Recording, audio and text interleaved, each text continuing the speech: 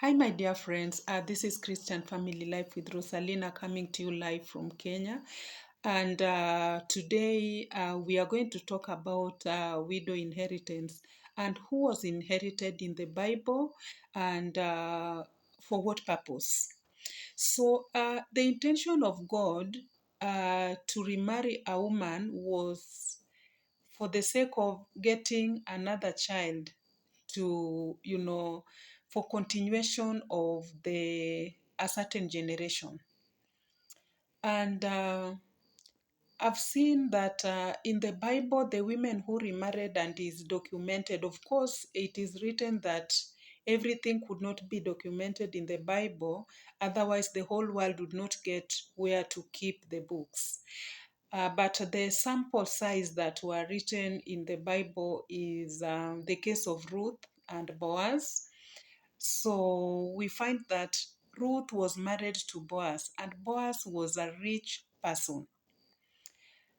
And then it is Ruth that gave birth to Obed, who is in the lineage of Jesus Christ. Then we are moving to Bathsheba.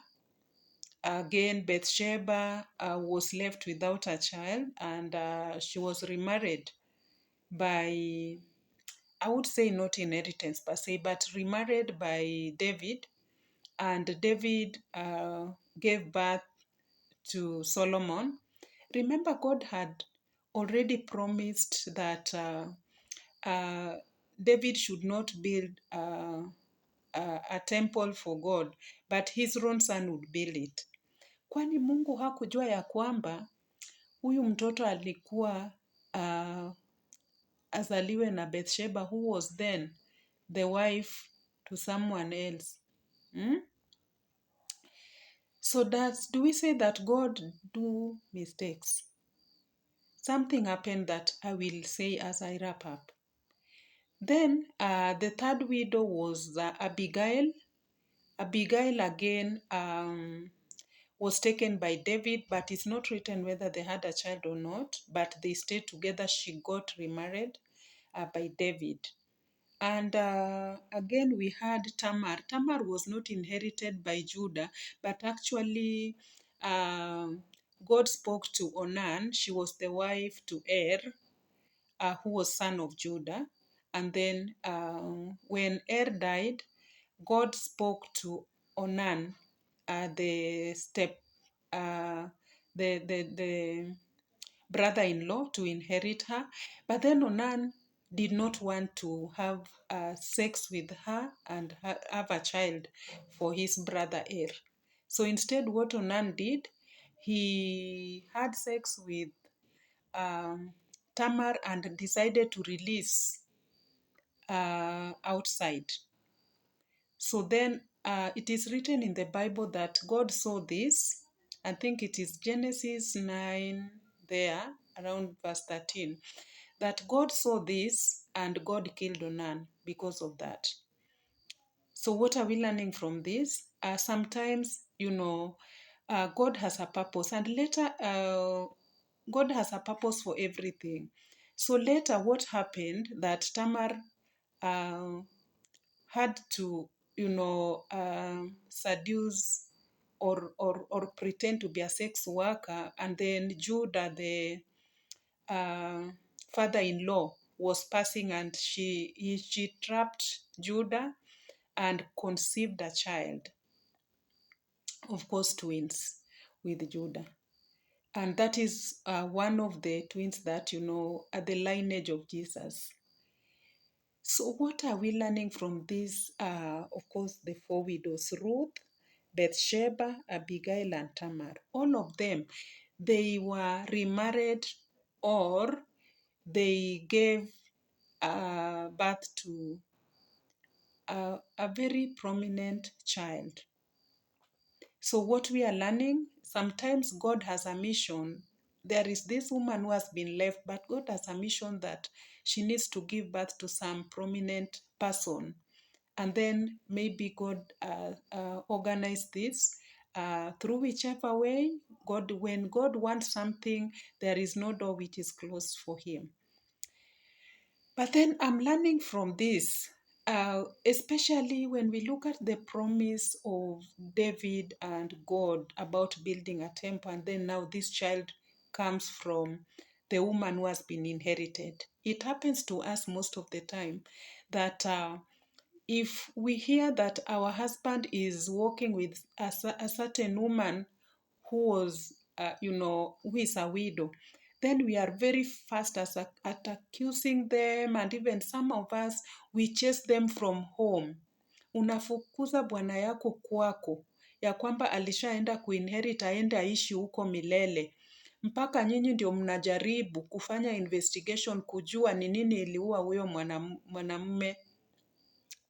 And with the era of HIV now you start asking, huwezi kuniletea ugonjwa, uende tu uishi huko.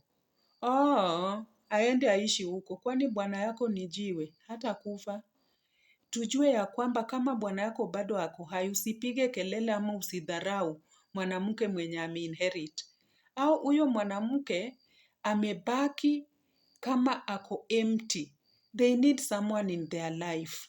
So if they have gone there to inherit, please give your husband an easy time. I know it's quite hard for us women, but when you make noise after your man because they have gone to inherit, or is going out with a woman who is a widow, you will pay it dearly. It's either you lose that husband so that you also feel what the other woman was feeling, or you will face a lot of challenges in your life here, and maybe take all the blessings to that woman.